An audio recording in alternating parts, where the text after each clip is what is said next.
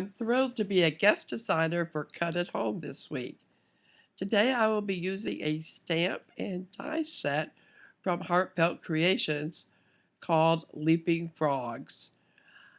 I'll be showing you how to make a flexible, rubbery embellishment to cards or home decor. The frogs I'll be making today I glued onto an embellishment jar.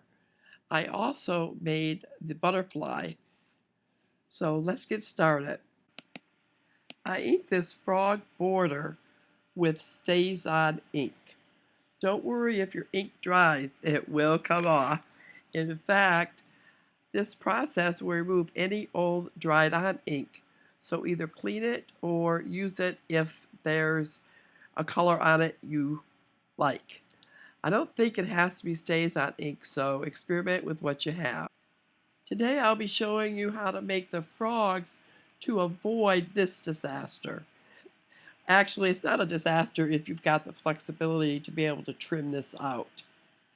I made this and quickly realized that there's no way I had the dexterity to get in there and cut all those edges out. Then I came up with a brilliant idea of how to do it more efficiently. Use the die. So I placed the die over the stamp and prepared to get my mixture ready at this point. I put my mixture on an acrylic block, but you could use your craft sheet. The block makes cleanup easier for me. I use 1 part of a gel medium. This one happens to be glossy, and any heavy-bodied will do. And I also added 1 part of high viscosity or real thick acrylic paint. I love the Pebeo iridescent colors. This is yellow-green.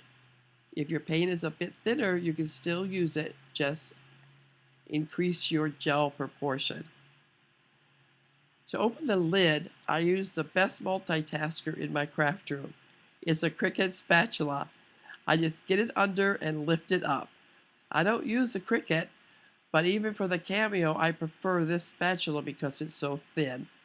And it's really handy. To get the paint out, I press with my elbow since I'm unable to squeeze the tube. Next, use a palette knife to mix the colors together. When you're using a color, it's pretty easy to tell when it's totally blended, but when you mix white, you have to mix really well.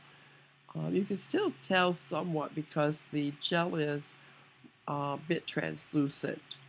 So just make sure that you get it well mixed.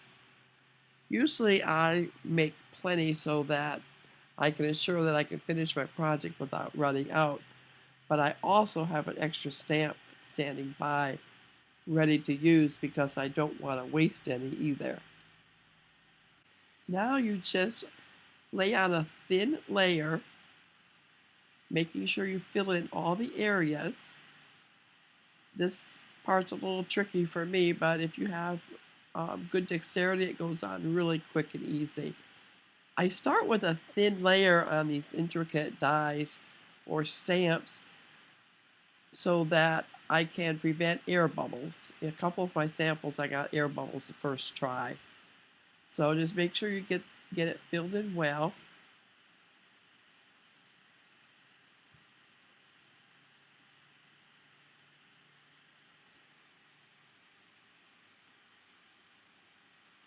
Once you get the first layer on, then come back and get it as thick as you can, because as it dries, it actually shrinks.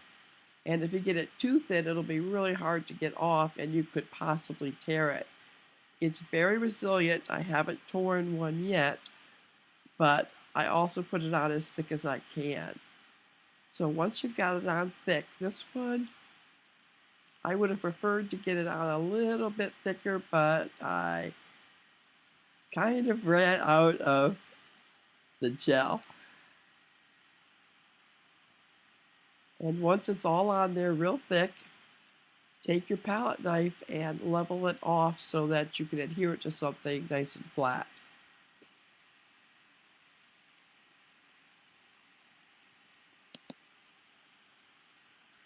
Once you're done, remove the die carefully and wash it right away. It's easier to clean up if you do it right away.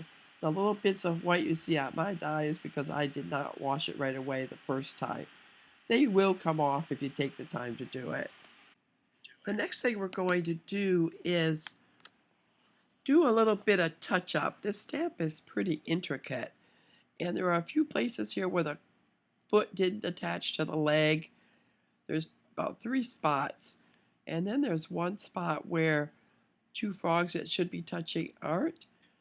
So either use a toothpick, a small stick, or this is like a micro Q-tip. I got a whole big container full of them. So you just dab on the gel wherever you need it. And once you're done, then comes the hard part. Just dab it all in. The hard part is to step away and wait 24 hours. You see the white on my stamp? Well, someone didn't wait. It will come off, but it doesn't interfere with my impression with ink, so I'm not in any hurry to clean it. Time for the reveal. To remove the embellishment, carefully use your nail or a pokey tool and start releasing or pulling up the mixture. It will be fully dry at this point, and I usually go around the edge in several different places and just ease it up, pull it back a tad, put my nail under it, and just keep pulling. Now this process took me about 10 minutes, so I'm not going to show you all that. That's why I'm just showing you the picture. But you can see how it's pulling off and that the ink is transferred onto the medium. Pretty cool, huh? I warn you, this is addicting. Once I started, I didn't want to stop.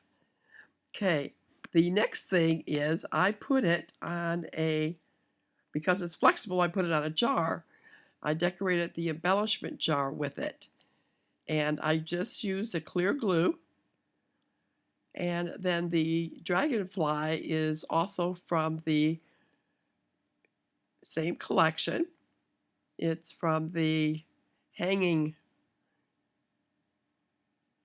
stamp set, and it also has a die in the same die set. And to color it, all I did was use some of those iridescent Pebeo paints and spread it on with my finger. And if I didn't like a color, I put on some more. And if you don't have the acrylic paints or something you'd like to color with, you can also use Copic or any other alcohol marker. I tried that. I also tried some Inca Gold. So I think pretty much any medium that you can smear on there will probably work. So just play with what you've got and see what you can do. And it is so much fun. See the little tag on the jar? Well, that tag is, I glued on the little separate frog, because one frog in the die comes off separately. And the last sample is where I put the dragonfly on a card, just to show you what these embellishments look like on a card. I hope you've enjoyed watching how to make your own flexible embellishment and have ideas of how to use it in your own home decor or card making. So have fun, and the links to all the products are at Cut at Home.